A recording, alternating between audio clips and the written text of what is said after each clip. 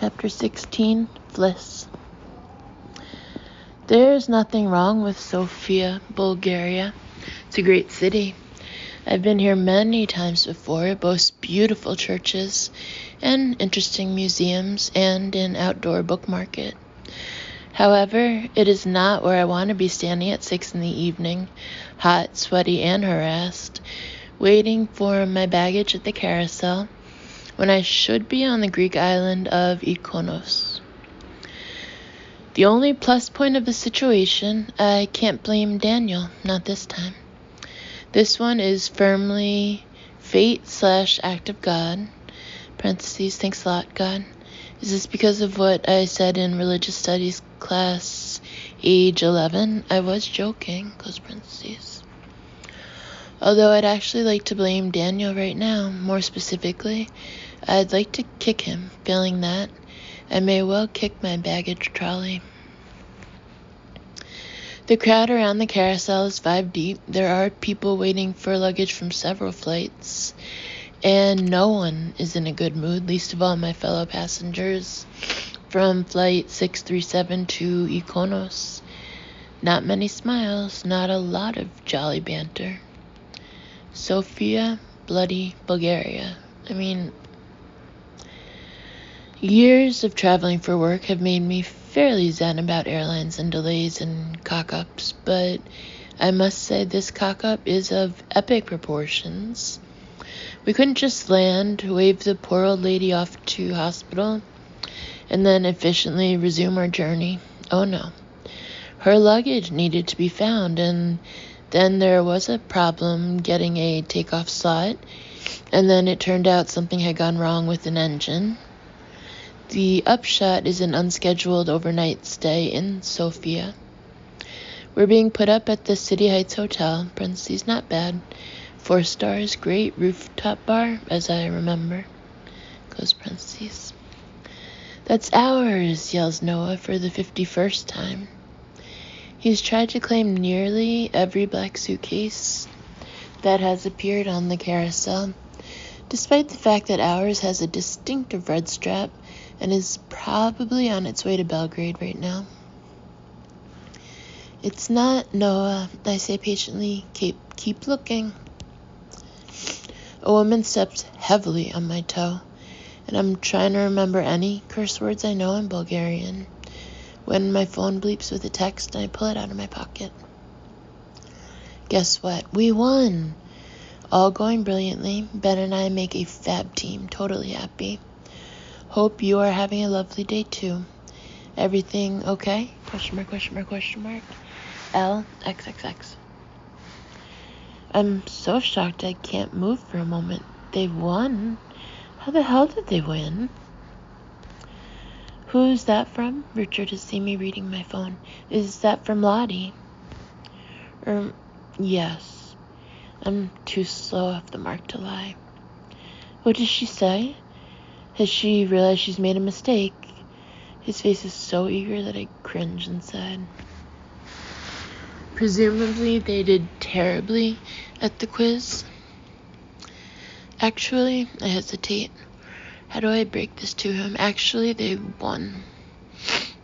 His face drops and he stares at me aghast. They won? Apparently. But I thought they didn't know anything about each other. They don't. You said they would tank? Richard becomes accusing. I know, I say, feeling rattled. Look, I'm sure there's some explanation. I must have got my wires crossed. I'll give her a ring. I speed dial Lottie's number and turn away.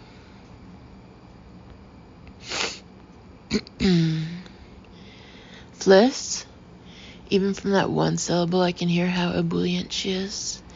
Congratulations. I try to match her tone. You won? Isn't it amazing? She says exultantly.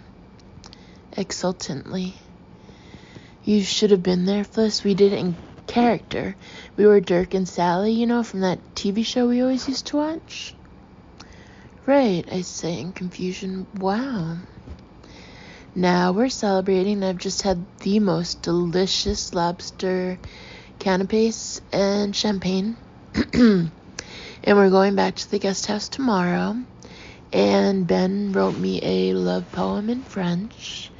She sighs blissfully. This is the perfect honeymoon. I stare at the phone in mounting horror.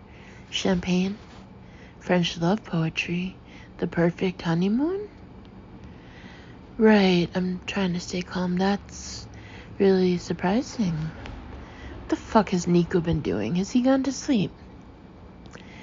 Yes, we were having a terrible time.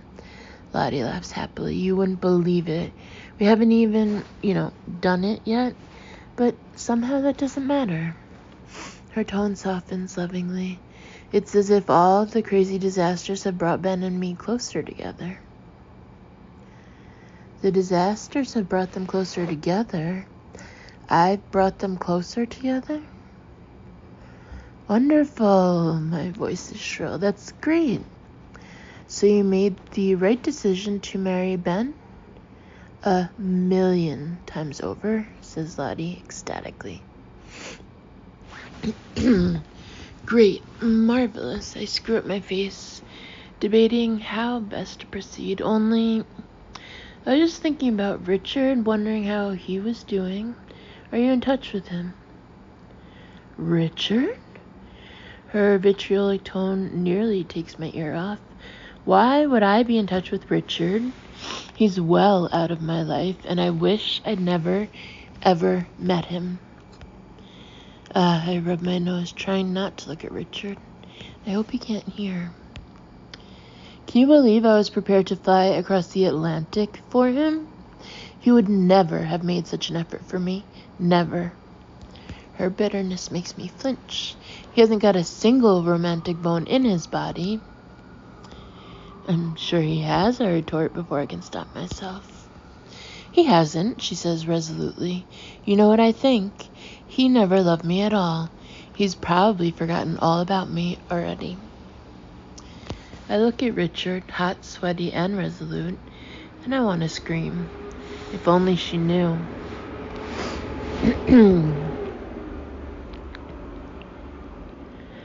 Anyway, Fliss, I think it's really tasteless of you to mention Richard, she adds crossly. Sorry, I backtrack hastily. Just thinking aloud. I'm glad you're having a good time. I'm having a fantastic time, she says emphatically. We've been talking and bonding and making plans. Oh, by the way, that guy you hooked up with, Lorcan. Yes, what about him? He sounds a nightmare.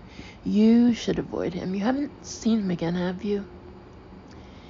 Instinctively, I glance over at Lorcan, who is up near the carousel, and has hoisted Noah onto his shoulders. Not a lot, I prevaricate. Why? He's the most dreadful, arrogant man. You know he works for Ben's company?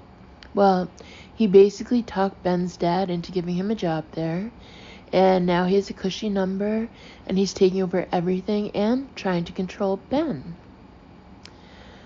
Oh, I say, nonplussed. I had no idea. I thought they were mates. Well, I thought so too, but Ben really hates him.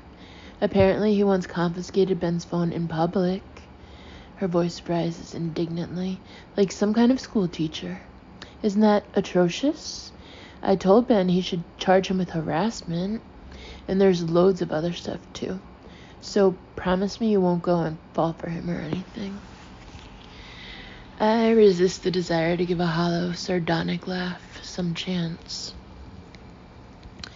I'll do my best, I say. And you promise me you'll carry on having a wonderful time. It's killing me to say the words. What's up next? Couples massage on the beach, she says happily. Every fiber in my body stiffens in alarm. Right, I swallow. So when's that exactly? I'm already planning the ear bashing I'm going to give Nico. What's going on? How can he have been so negligent? Why are they drinking champagne and eating lobster? Why did he allow Ben to write a French love poem? He should have leapt in and grabbed the pencil. It's in half an hour, says Lottie. They rub you with oil and then leave you alone for some private time. Honestly, Fliss, she lowers her voice, Ben and I are just gagging for it. I'm hopping with agitation. This was not the plan.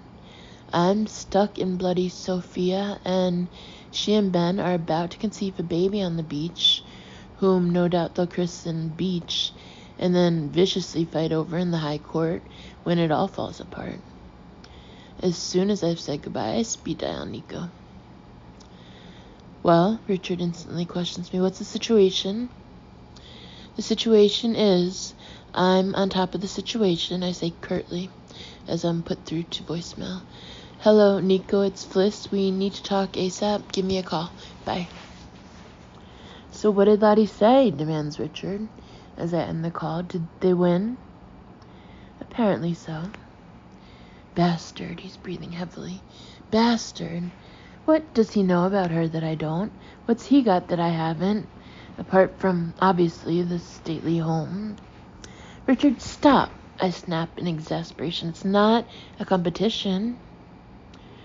Richard stares at me as though I'm the thickest moron that ever existed. Of course it's a competition, he says. No, it isn't. Fliss, everything in a man's life is a competition. He suddenly loses it. Don't you realize that? From the moment you're a 3-year-old boy, peeing up against the wall with your friends, all you really care about is, am I bigger than him? Am I taller? Am I more successful? Is my wife hotter? So the day that some smooth bastard with a private jet runs off with the girl you love, yes, it's a competition. You don't know he's got a private jet, I say after a pause. I'm guessing. There is silence. In spite of myself, I'm rating Richard against Ben in my mind. Well, Richard would win in my book, but then I've never met Ben. Well, okay, suppose you're right, I say at last. What counts as winning? Where's the finish line? She's married to someone else, so doesn't that mean you've already lost? I don't mean to be harsh, but these are the facts. When I've told Lottie how I really feel, and she's still said no, says Richard resolutely, then I'll have lost. My stomach twinges with sympathy for him. He's putting himself on the line here. No one can say he's taking the easy way out. Okay, I nod. Well, you know which way I would vote. I squeeze his shoulder. What are they doing now? He glances at my phone. Tell me what they're doing. I know she'll have told you. They've just had champagne and lobster, I say reluctantly. And Ben's written her a love poem in French. In French? Richard looks as though someone has kneed him in the stomach. Smarmy bastard. And they're planning to go to the guest house tomorrow, I tell him as Lorcan joins us. He and Noah are wheeling 3 cases between them. Well done, you two. That's all the luggage. High five, says Noah solemnly to Lorcan and smacks his proffered palm. The guest house? Richard looks stricken by this piece of news. The guest house where they met? Exactly. His scowl deepens. She always goes on about that place. The calamari that was unlike any calamari in the world. And the secluded beach that was better than any other beach. I took her to Kos once, and all she could say was it wasn't as good as the guest house. Oh, geez, the guest house. Lorcan nods in agreement. I hate that place. If I have to hear Ben tell me one more time about how the sunset was like a mind-altering experience.